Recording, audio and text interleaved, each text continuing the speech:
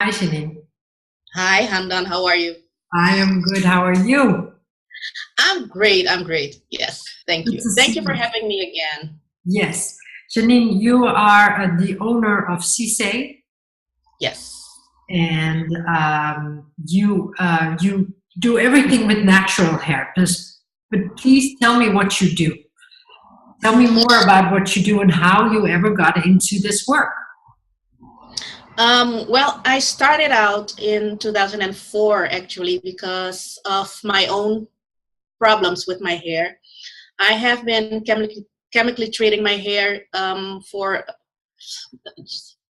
forever actually. I don't remember how long. But in 2003, I cut off all my hair and I had to start all over again, and I couldn't find the right products to treat my hair. That is basically how it started. During the years after that, I have um, followed some courses, some education regarding how to treat your hair, because there was no education in how to treat your hair in the natural state that it was. So there, I saw a need for the products that I was using. I imported them from the United States, from Morocco, from several countries to be able to treat my hair. And I tried a lot of products. And my curiosity actually um, was more or also on how do they make the product that I can buy in the store. So I started following some courses on how to formulate products, and actually that's where it started. Um, so I had a long journey. I started in 2004 actually, and that is basically my own frustration is basically what got me here. Okay, very good. But now you have a full head of hair. Looks Yes. beautiful. But what is your line? What kind of things do you have? You have shampoos. You have but all kinds of natural. What kind of things would you say? Yes.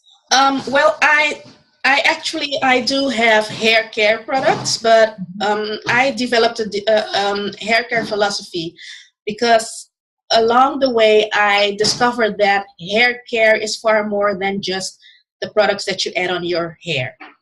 So I discovered that it starts all from the inside. So you have to have a healthy body. You have to give your body the nutrition that it needs in order to be able to make um, healthy hair. And it also goes for your skin and your nails, of course. So I don't only have hair maintenance products, as I call them. So the shampoo, the conditioner, the moisturizers, that's what I call hair maintenance products, because Mhm. those are just to maintain your hair in a certain um, state. But it's actually, I also have some nutritional products, and these nutritional products are specifically for hair growth. And what are your nutritional products? I have one line actually. It's called Sea Shake, and Mhm. it's a protein powder. It's an all vegetable protein powder, and it contains all the vitamins, minerals, amino acids that your body needs in the right order, of course, that your body needs to make healthy hair. So if you would take those, if you call it sea shake? It's, yeah, Sea So Shake. Yeah. if you take sea shake, how long does it take for you to get better or nicer hair? Well, normally the people that have been using it, they normally or on average they notice a difference within the first 3 weeks, because it's basically it's not the hair that you already have on your head, because that is biologically dead material, but you will notice it very quickly with your outgrowth. So that when once your body um, uses the products or the nutrition, and your body doesn't have other reasons to use it for other things. Like if you use it, for instance, if somebody smokes, the toxin in your body will be attacked at first. So if you have a healthy lifestyle, you'll notice it faster than when you don't have a healthy lifestyle. Okay. But on average, approximately 3 to 4 weeks. Okay. So you're saying that when you have like maybe a problem with your stomach or whatever, your body first says, we're first going to fix this. Yes. Now we have the right nutrition. And then we're going to go to the hair, skin, nails, whatever. Yes. And it will take longer than to notice the difference in your hair, because your body will use it for all the other things to keep that, to maintain that first. Yeah. And how did you get? Because if I would go to a normal store, they would give me vitamin B, for example. Yes. You would say like they would give me vitamin B, and they would say like this is good for your hair. Mm-hmm. How did you come up with the fact that you need all the amino acids, that you need the protein? How did you get to that stage? Because nobody tells you that. No, that's true. But I have been doing a lot of research, of course, and I started the study in trichology a couple of years, well, a lot of years ago. And basically, what you learn there is far more than what you see on what you can read on Google, of course. And next to that, I think that I was just lucky because I had the privilege to work with a couple of the best biochemists in Belgium, and I told them what I wanted, and they formulated the product for me. Actually, they helped me formulate the product. So I just told them I want this, and it has to be this, and what the result should be, and they formulated it, and they have been doing a very great job. Okay, very good. So you made a studies out of it, and you still are learning. And you still are learning about yes, absolutely. I think that as long as I can, and I think that goes for everybody, as long as you can educate yourself, you should. And so whatever I can learn, I learn. And what is one of the things that you recently discovered? Well, what I recently discovered, let me see. Well, the last thing that you discovered, say that. The last thing that I discovered, well, I've always had the idea that some ingredients are more helpful than others. What I discovered is, and there are some ingredients that are being bashed in the media, and especially in the natural hair world, as being not good for you. And what I discovered is that, and I'll just say it, a lot of natural hair ladies don't use products that contain silicones. Yes. And what I've learned is that, and I work very closely with manufacturers that are making the ingredients for the hair care products. What I've learned is that, for instance, if you want to go to swim in the sea, a lot of ladies try to protect their hair by using coconut oil, by using shea butter, and things like that. But the best way to protect your hair against the salt in the sea is to use a silicone-based product. So in that order, actually, it's not so bad. It's just the knowledge that we don't have how to then treat our hair once we've used that product. So that is something that I've learned, that not all the ingredients that are being mentioned as bad or whatever are actually as they say they are. So you mean, because silicone, it seems to me like it's like some sort of plastic. It basically it is. Yes. And that's what I meant with that you have to have the knowledge, because it does protect your hair against the sea, or against the salt in the sea. But after that, you have to know how to get rid of it out of your hair so that you can apply the natural things in your hair again. But as far as protection goes, you're better off using a silicone-based product than putting, for instance, coconut oil in your hair, because that won't be sufficient enough to protect your hair. Okay. Is this only when you go into the sun, or is this also when you go normal outside and you live in Belgium or Holland or England where it rains? Yeah, for now, I would say for the sun, and as well as when you are flat iron your hair, because once in a while I also flat iron my hair, and I use a silicone-based product to protect my hair from the heat.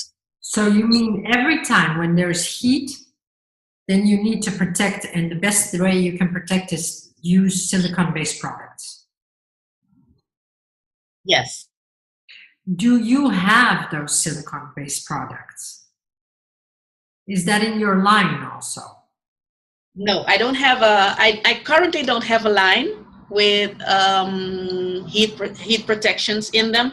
I am working on them because we've been getting a lot of those questions. So I'm working on them. But since I'm still the only one really formulating the products, and the list is very long, I'm not there yet, but I'm working on it.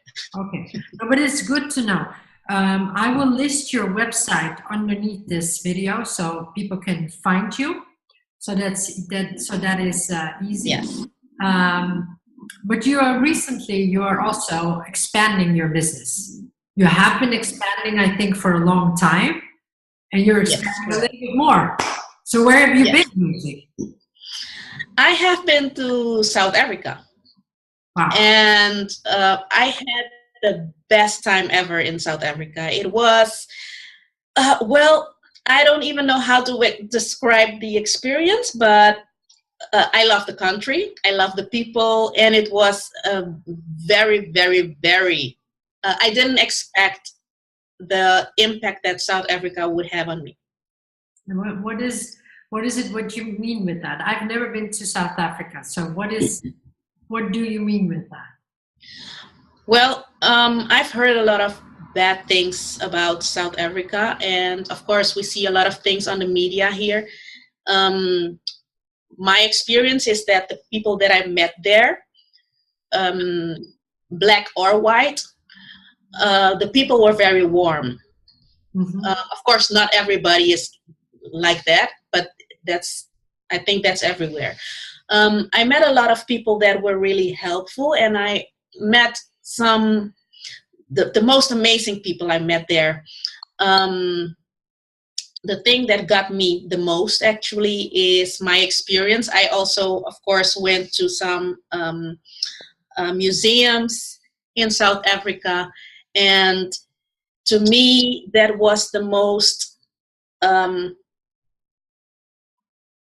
experience that got to me the most. I didn't expect to be as emotional as I was during that trip. I went to Soweto, and the first stop was the Hector Peterson Museum. And Hector Peterson was one boy that got killed when he was 13. And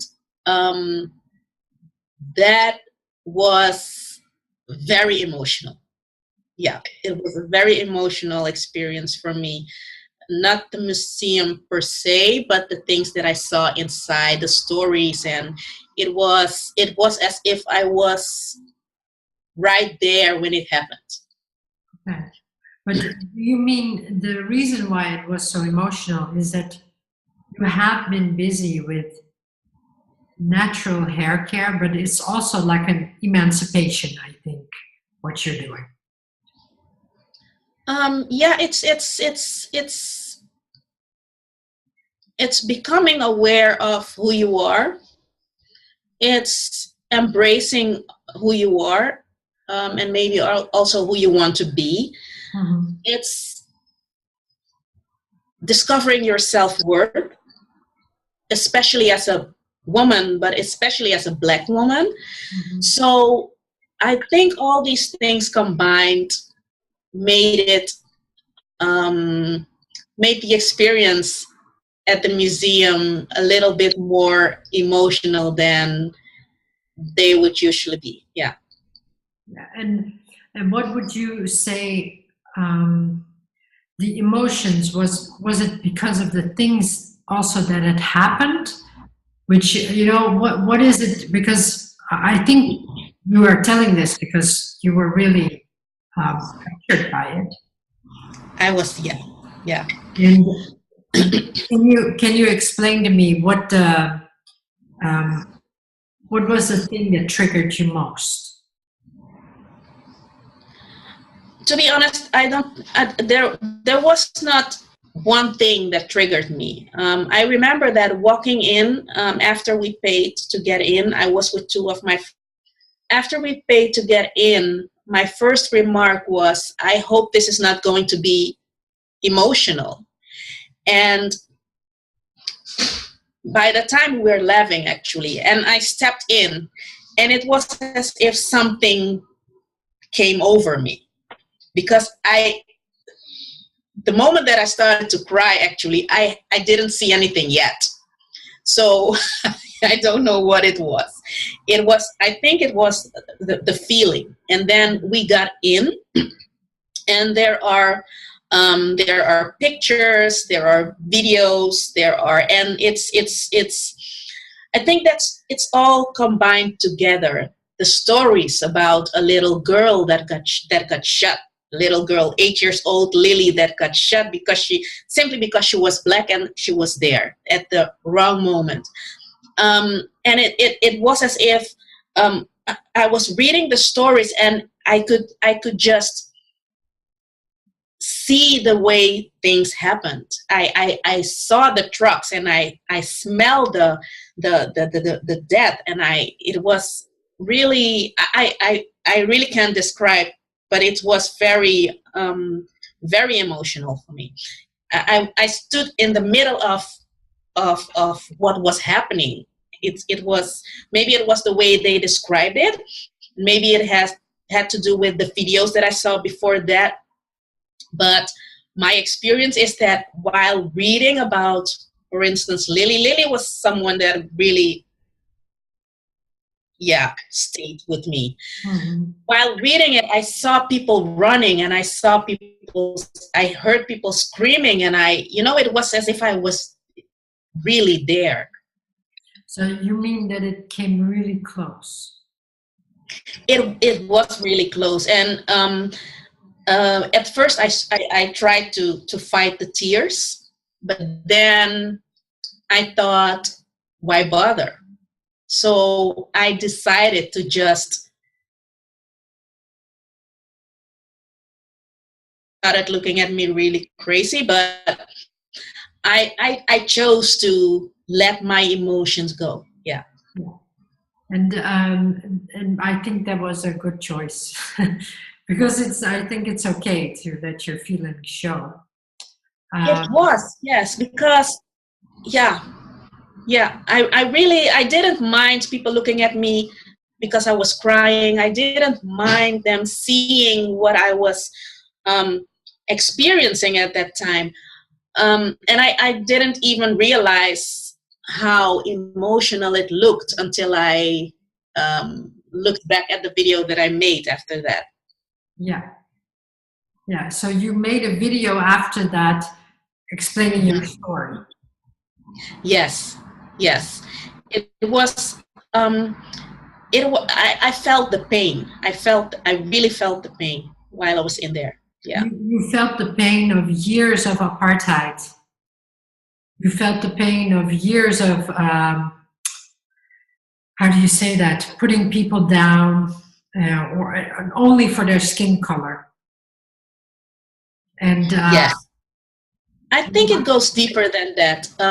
But yeah, basically yes. And what I also noticed is I've been there for a week. I think apartheid is over, but it's not, because I grew up in the Netherlands, and have been living in Amsterdam for quite a while. For us, it's very normal to have black and white mixed. And for me, it was normal. I was with two friends, so for us, it was very normal that we had dinner together, or that we went shopping together. And that image, I haven't seen it there. And it could have to do with the area where we were, or the city where we went. But the image of black and white actually being together, I haven't seen it there.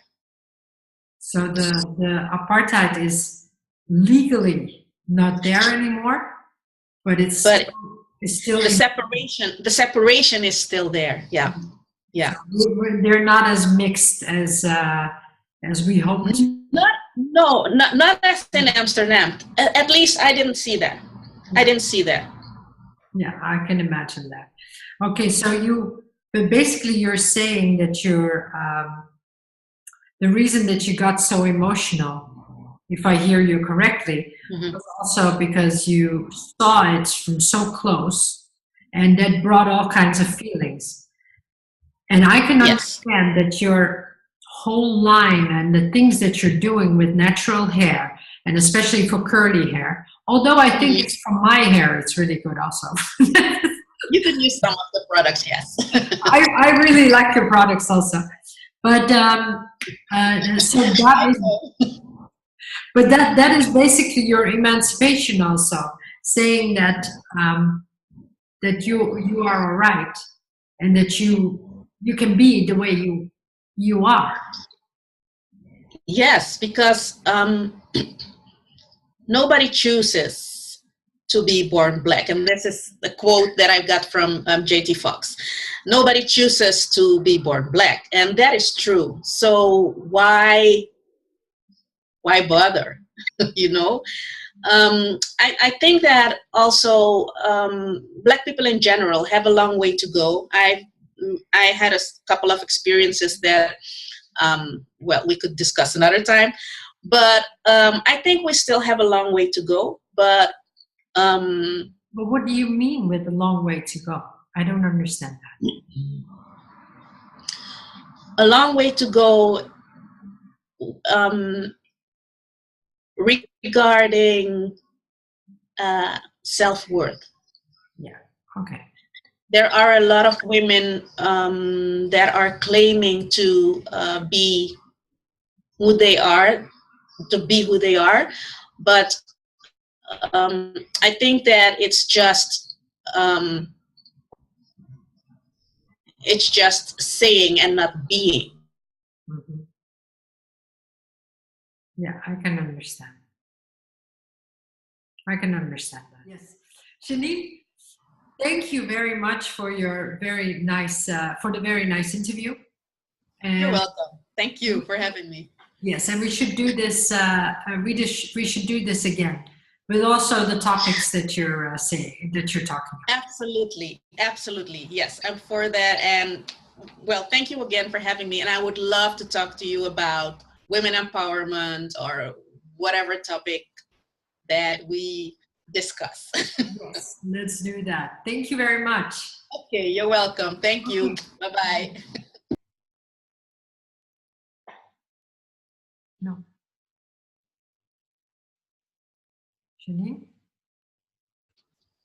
Janine? Ja. Ja. Ik hoop dat je dat eruit kan knippen.